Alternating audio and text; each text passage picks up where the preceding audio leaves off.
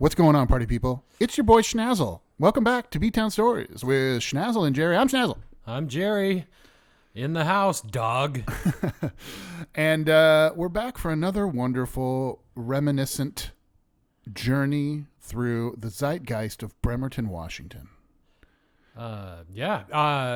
Just off the top here, I'd like to discuss that our episode on Satan has garnered quite a few views in the last couple of weeks. It's very popular.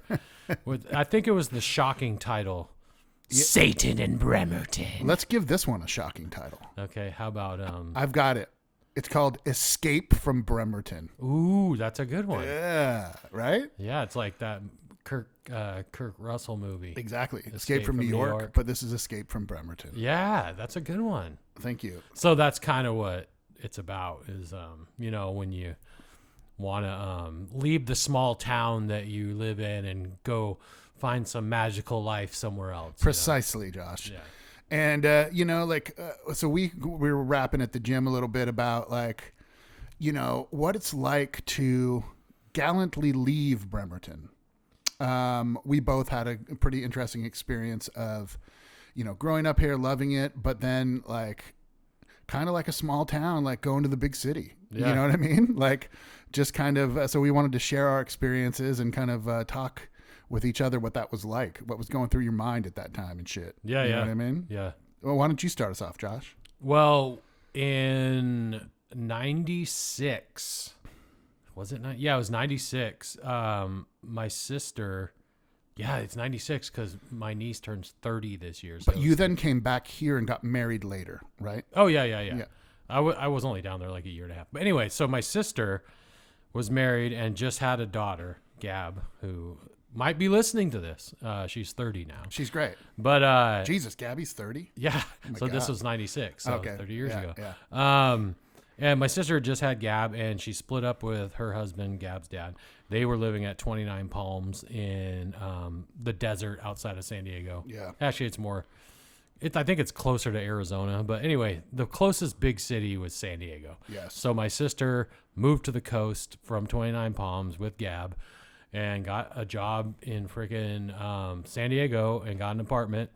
And I was just talking to her one day on the phone, and she was like, "Hey, what do you got going on up there?" And I was like, just going through fucking part-time jobs, like fucking nothing. You were just twiddling your thumbs in the B-Town. I was just partying.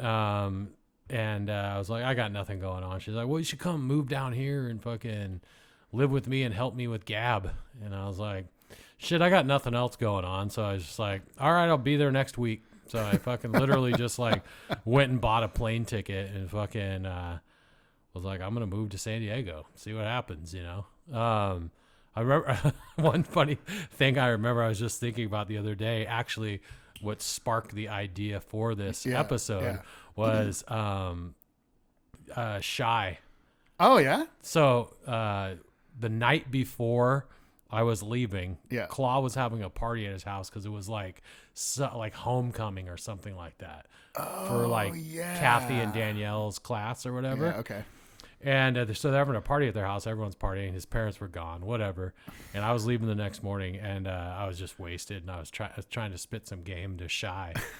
And fucking, and I was like, what's up? Let's, I don't know what smooth shit I was saying, but I was wasted or whatever. And it was probably super smooth.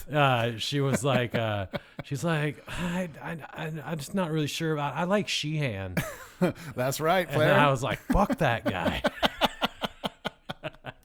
Just joking. I didn't say that, but I don't even actually remember what I said at all. Just very, very specifically what stopped me from fucking hitting on her or whatever I was doing was I like Sheehan. I was like, all right, whatever. I'm out of this fucking town. I'm moving to California. You broke my heart. Yeah. I'm out of here. Already got a plane ticket. So anyway, I went down to San Diego.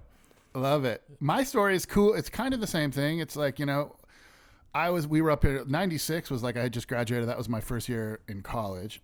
But I think a pretty seismic thing about it was, I always was drawing, graffiti, skateboarding.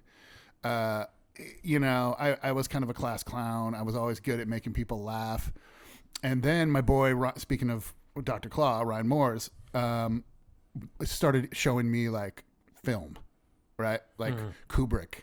And I never like this. So this to me was like this perfect medium for, you know, everything artistic that I was doing. And it had this like vaunted kind of like stars in the sky kind of like ambition, be like, fuck, I want to make movies. And then we started doing low budget films. Claw, brilliant director. Like we, you know, so I caught that bug and it was super exhilarating. And about around the time you went to San Diego, I had an epiphany, and I was just like, I was in junior college. You know, my dad was like, here's the deal. When I graduated high school, either you're going to get a job and move out of my fucking house, or you're going to a junior college. It's the only thing you can afford. Yeah. Right.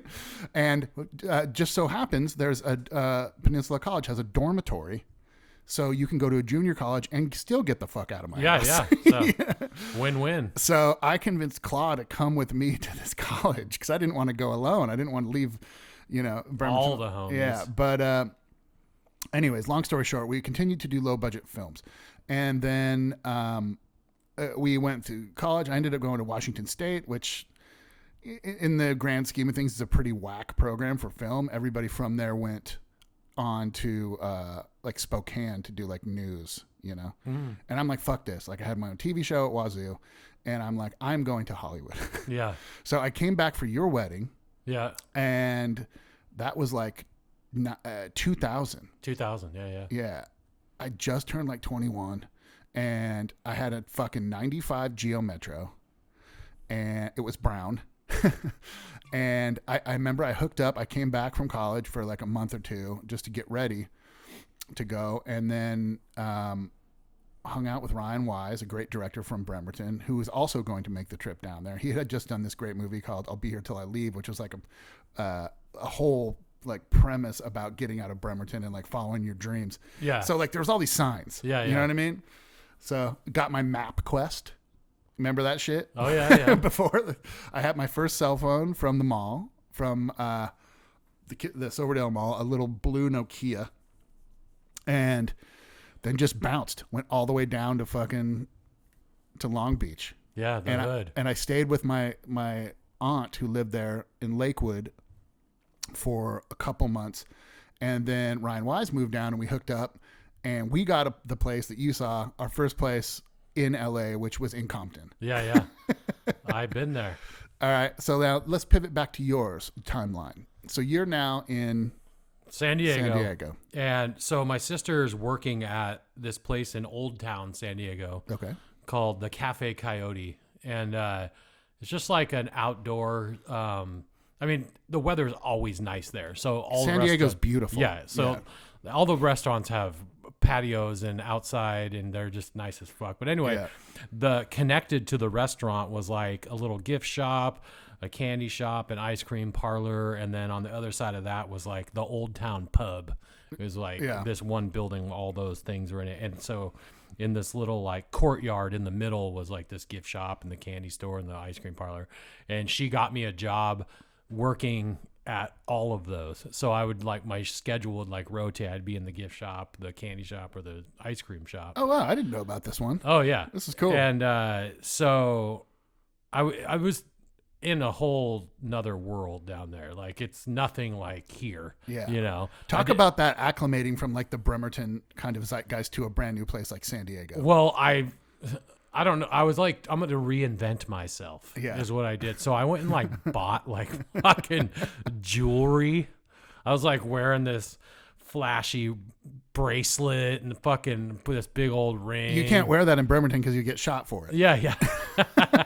I don't know. I'm like listening to fucking Cannibal Corpse, and you know, but I looked like this, just like a fucking nerd, you know. Like looking back on it, I was like, what the fuck was I doing? Like, I don't know where I was getting these style ideas from, like Zach Morris or something. So like, what was your hair like in San Diego? God, what? Oh, this is when I first like, before this, I would just have my head shaved all the time, but I grew it out a little bit and tried to just do the fucking like Justin Timberlake, just push it all forward. Just like, it's like an inch long, you know, and just San Diego Josh sounds like a real slayer. A real 2-3. But I don't know, I just got this really wacky style going, and God, it was so fucking stupid. But I had no friends. I was just trying to like meet people, and eventually I was there like a couple weeks, and I was already in this job, and my sister had a nanny that was taking care of Gab when I wasn't there and she wasn't there. Yeah. What was her name? Erica. She was half Swedish, half Brazilian. Half would thief. Would have faith. But and all of her friends from Sweden were, Yeah. well, they were hot nannies from Sweden. Like, I wonder if they've ever heard of that Swedish band, the Supple Dongs. I'm sure they love supple dongs. Okay, cool. But so I just like started this job, and I was like, man, I need to meet some friends. And this guy gets hired in there right after I get hired in there. His name is Eleuterio Villegas. He's from National City, which is South San Diego County, like right before you get to the border. Yeah. And it is considered the hood. Yeah. And but he was like he was not a G, but like his whole family were like Mexican gangster guys. But he was like a total cowboy. Like he wore the button up fucking. But straight up, like those, like fucking, like that cowboy aesthetic. Those are the real fucking G's of Mexico. Yeah, I You know. what But I mean? Like straight up, like you don't fuck with like like somebody who has like a cowboy hat and like straight yeah, up. they have gold guns in their pockets. Yeah. Yeah. So I found this out later that he was the real G. Yeah. But he had this long, greasy mullet, fucking wore cowboy hats, cowboy boots, drove this sick ass 67 Roadrunner, which was the shit. I loved cruising around on that thing. I don't know. We just became friends really quick, and he thought I was weird. So he's like, this guy listens to Cannibal Corpse, but he dresses like this fucking nerd. And like what a weirdo. But anyway, I hung out with, he was like my only friend I made down there. And That's cool. We hung out quite a bit. Fucking, how did you acclimate to Hollywood? So that's or the hood? great. So like we'll go back to basically Ryan Wise and I. We moved into this place on 55th on the border of Paramount and Compton, which was pretty fucking Bremerton. Like we were the only crackers in the whole building. You know what I mean? Which our neighbors were awesome, but like we were so poor, dude. Like we, I don't know if you've ever seen the documentary Telemarketers on HBO. Have you seen that? Yeah.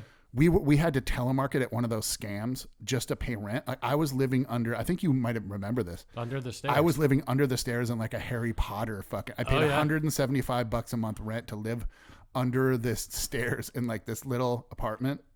Very hard to get chicks in there, by the way, with my side.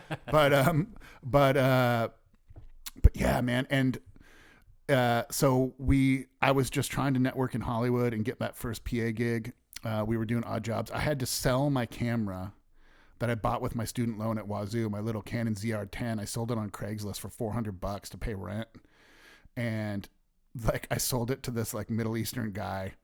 And like, I just was like, this is the best camera ever. And then you could get one for like a brand new version for $300. And he like tried to fucking come back and get me and shit. It was not cool. But what we got really hard pressed is when me and Piven auditioned for Blind Date.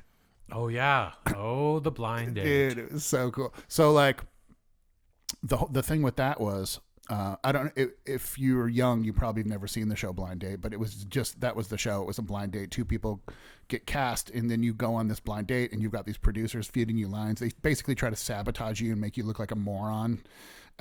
Which ultimately ended up in pretty entertaining fucking interactions. Yeah.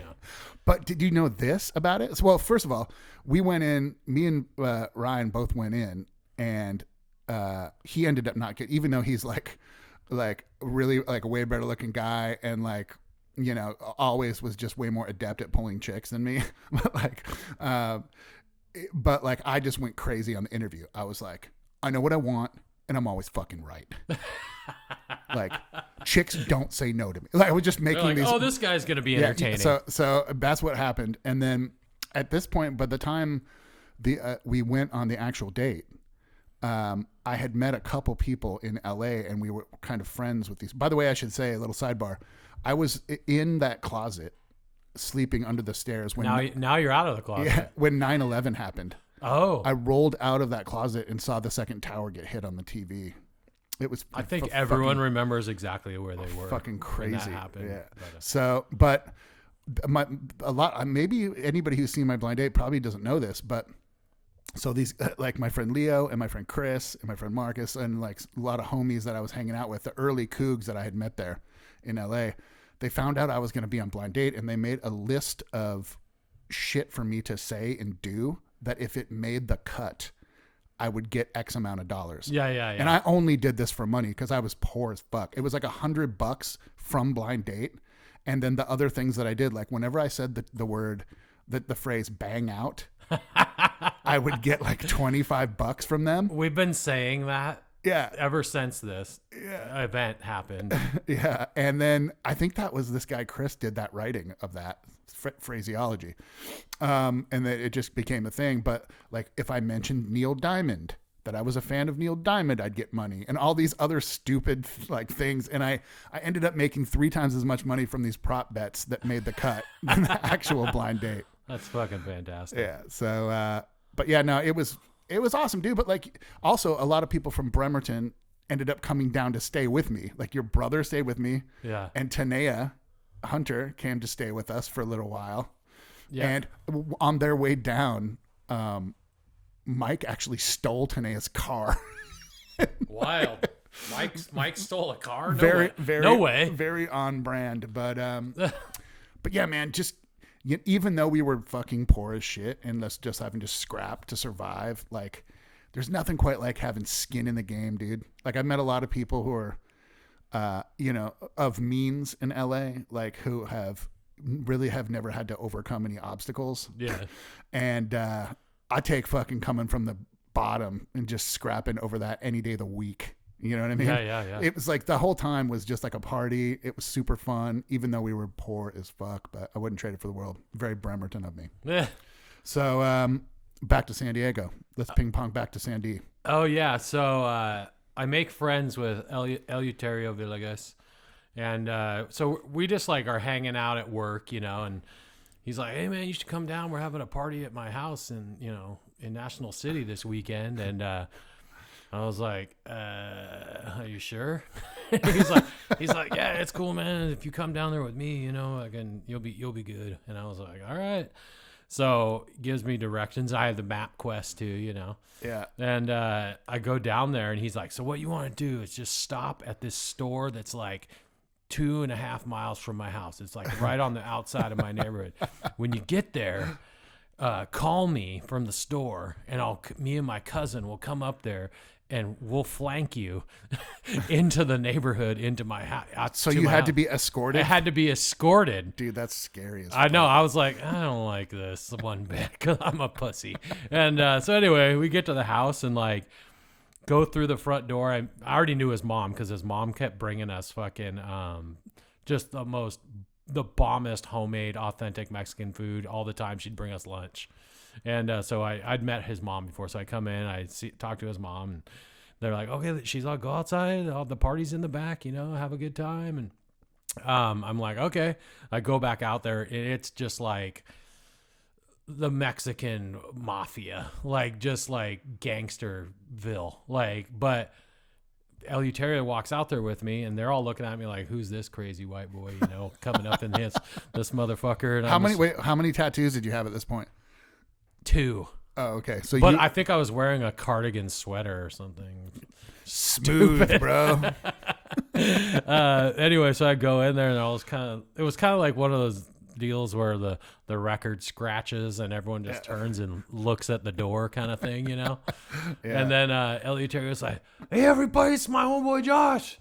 And there's like, oh, hey, what's up? Come over here, get a beer. And like, took me over to this gigantic steel pole bathtub that's just filled with Coronas and all this, just giving me shots and fucking, there's a huge pig roasting in the back, and everyone was just super fucking cool and had a blast actually. Oh, dude. And I drove home drunk as fuck all the way from National City to Mission Valley, which is pretty fucking far, and that was on 405, which was a very 405 is worst. Which is a really stupid fucking thing to do, but again, I eluded the buzz. That gives me kind of a memory about an early time that we were at that Compton house.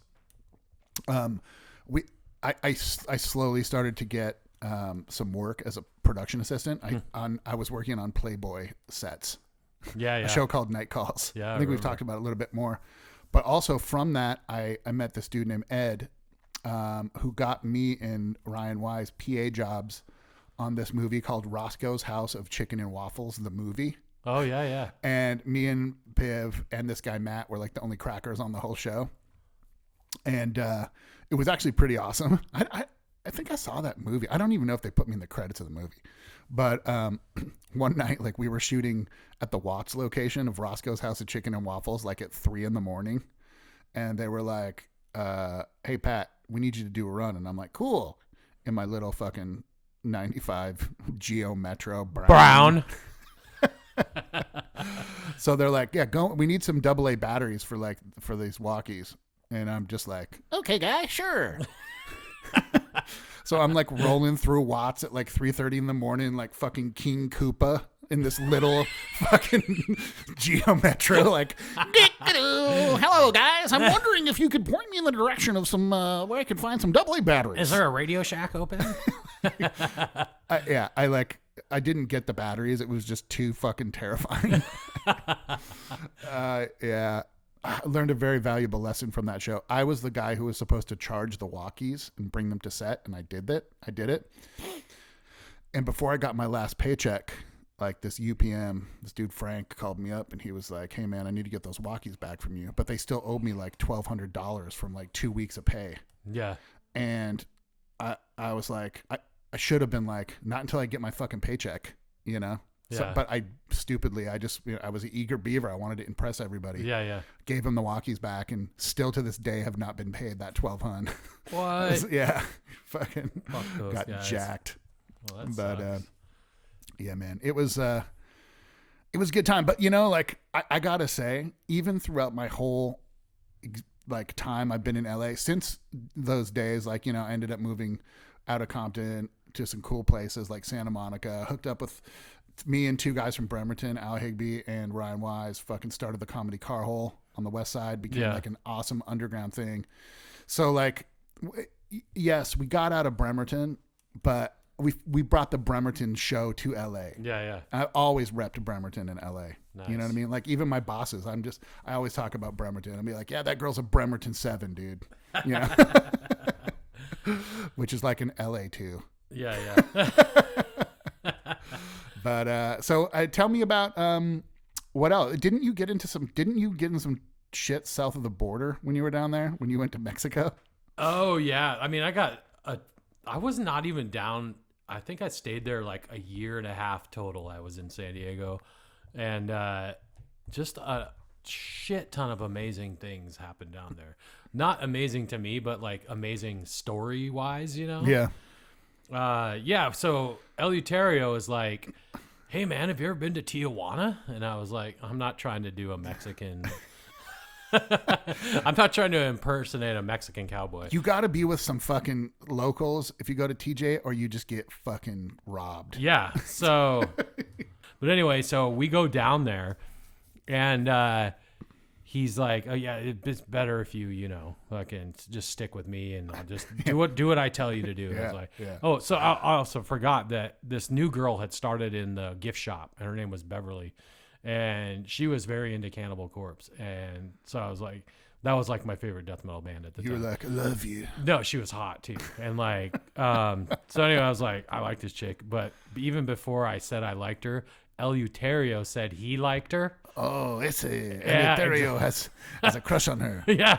And he asked her to go with us to fucking Tijuana. Oh shit. And so it's me, him, and her. We all work in the fucking Cafe Coyote gift shop, ice cream parlor fucking deal. And you can just tell that she only went because she liked me, not because he liked her, and she was reciprocating that, you know? Got it. Yeah. So he was the third wheel. Yes. Well, but he was my homie. He was the only person down there that was being cool to me. Yeah. So I wasn't even going to try, like I had any game or anything anyway. Yeah, yeah. But I wasn't going to try to like fucking just move in on his chick on what he thinks is kind of like a date with her, you know? So I was just like, just acting like she was just his girlfriend. So I was like, I'm just going to act like they're on a date. And so I just was acting just like a bro, you know? Yeah. And so anyway, we go down the fucking first place, and she's half Mexican, half white, so she looks the part. So no one's tripping on her. Sure. But he was like, we go into the first place. I don't even remember what the fuck it was called. I think it was actually called what's that fucking song? Margaritaville. It was called Margaritaville. Oh yeah, dude. But we go in there, and I'm literally the only white guy there. And then after being there, like I think I've been to that Margaritaville in TJ. Oh really? Yeah. It's like on that long strip where there's just nothing but bars and people are like walking around like squirting tequila in your mouth out of guns and shit. I think that's all of Tijuana. Yeah. So gotta be a little more specific. But no, so after a while, I wasn't thinking like anyone had any problem with me or anything like that, but he was like, yeah, we should probably leave here. And I was like, why? He's like, I hear people talking in Spanish that you don't understand. And they don't like you here. And I was like, okay, let's go. So we bounce out of there. He's like, let's go to the white boy surfer bar. And I was like, all right, let's go there. Anyway, we're pretty drunk already just because we were drinking in the car on the way down there, blah, blah, blah. Did a bunch of shots. And so we go to this white boy fucking surfer bar, go in, Nirvana's playing, there's surfboards on the wall and shit. I was like, oh, okay. I feel a little more comfortable here, you know? Yeah. And so getting more and more wasted. And he's like, dude, you got to get a tequila popper. And I was like, what's that? He's like, a tequila popper. And I was like, oh, okay. So he goes and tells the bartender to give me a tequila popper, which I did not know meant that they come up, two of the bar backs or whatever, grab your head from behind. Oh yeah. And pour a fifth of tequila down your fucking throat. Dude, also like they got to do something to like the booze in Tijuana. Like maybe it has formaldehyde. Like you just never have the worst hangover of your fucking life drinking Tijuana. That was the last time I ever drank tequila, actually. So 30 years ago. But so they just pour and I'm trying to be cool and like take it down, you know, but also I wanted it to stop. But I just kept guzzling it. And then at the end, they take a plastic beer cup and smack it on the back of your head to make, if that's the popper part. Jesus. And so it makes you kind of go, oh, shit. Just shock you out of like worrying about throwing up, you know? Yeah. And so I was like, oh, shit. So then we go and sit down back in this booth. And him and Eleuterio and Beverly was her name. They go... That was her name, right? Beverly. Yeah, Beverly. They go up to the dance floor to go dancing, and I'm just sitting in the booth, and I'm drinking this 40 of Tecate, and I drink like half of it after having like a half a bottle of tequila dumped down my throat. Stomach was not liking that Tecate, and I fucking literally like threw up in the booth in this corner, and I'm wearing this like button up, like, it wasn't really a sweater. It was kind of like one of those greaser a zip up shirts that has like the stripes on it. Anyway, I had a t-shirt underneath, so I got barf all over the fucking outside of the shirt, and I just took it off, wadded it up, and stuffed it down in the corner of this booth. And then they came back and they were like, fucking just sat down, and no one ever knew I fucking threw up in this booth. Oh my God. It was a lot of vomit too. So anyway, so they sit back down and we're talking, and I'm just kind of very gingerly nursing this fucking Tecate, and eventually they're like, all right, we're gonna go back up and go dancing.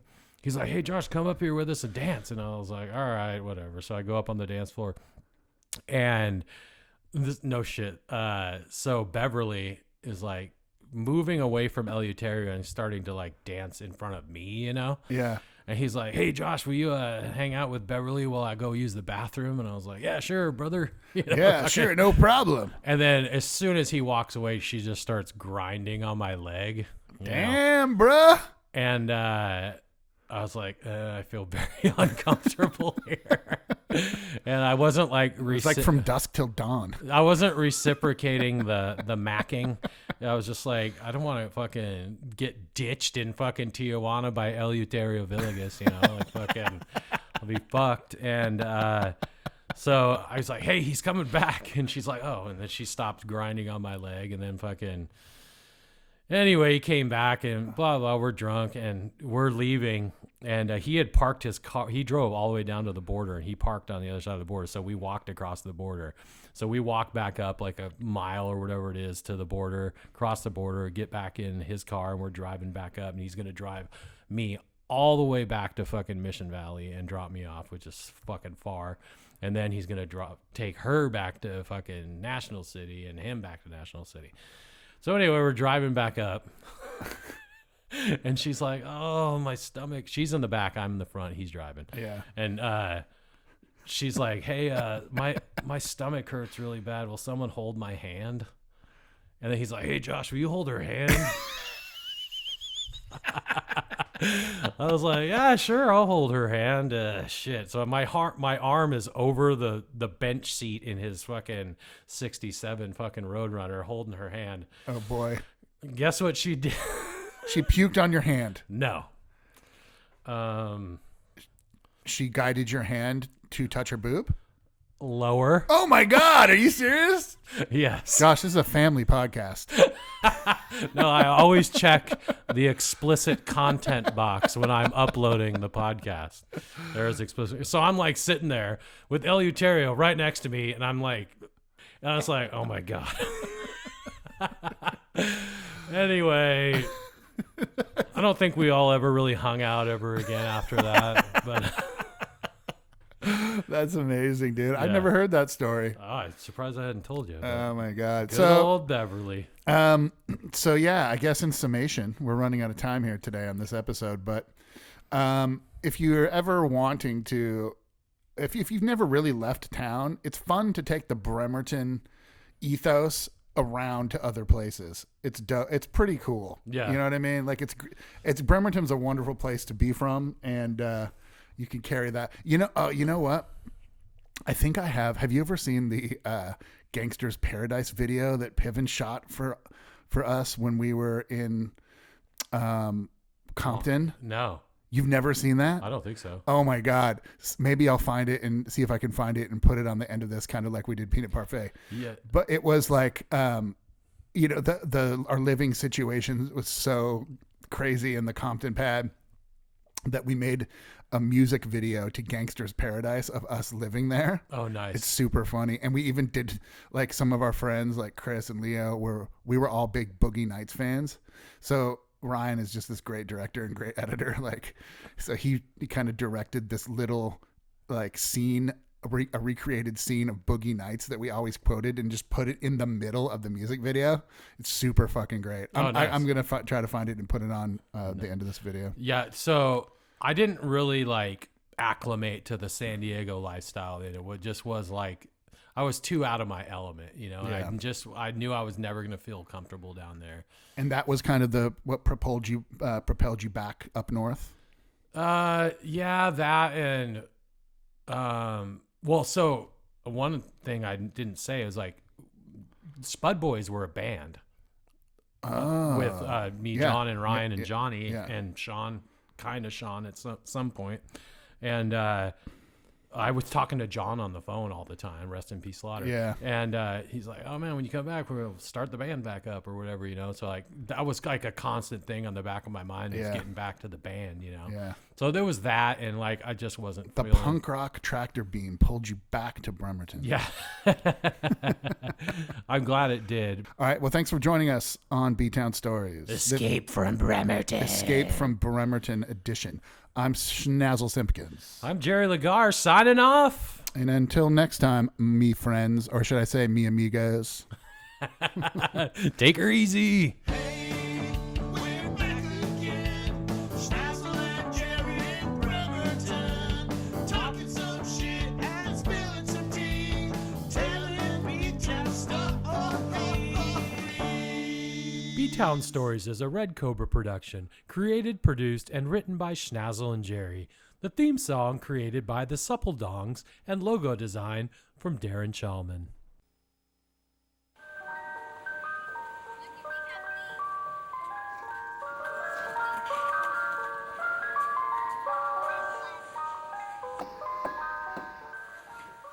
Yo, big time, wake up. Going swimming, bitch. What are you calling a bitch, fool? I gotta take a shit.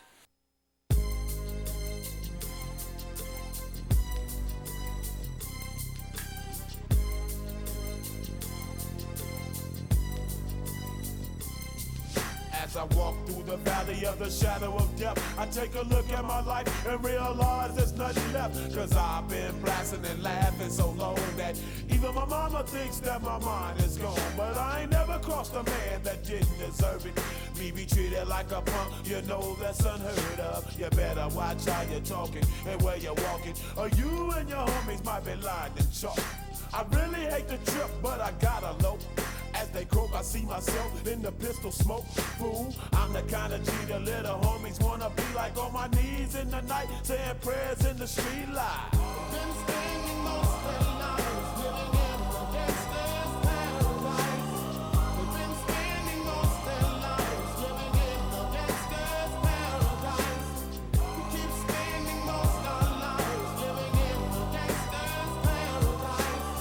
We keep spending most of our lives living in the gangster's paradise. Look at the situation they got me facing. I can't live a normal life. I was raised by the state, so I gotta be down with the hood team. Too much television watching got me chasing dreams. I'm an educated fool with money on my mind. Got my tin in my hand and a gleam in my eye. I'm a loped out gangster, set tripping banker, and my homies is down, so don't arouse my anger. Fool, death ain't nothing but a heartbeat away. I'm living life, do or die. What can I say? I'm 23 now, but will I live to see 24? The way things is going, I don't know. Tell me, why are we so blind to see that the ones we hurt are you and me? Yes, bitch! Yeah, that's it. Look at my nose. Fuck me. Who's your daddy, bitch? Oh, you live. You live. Yeah!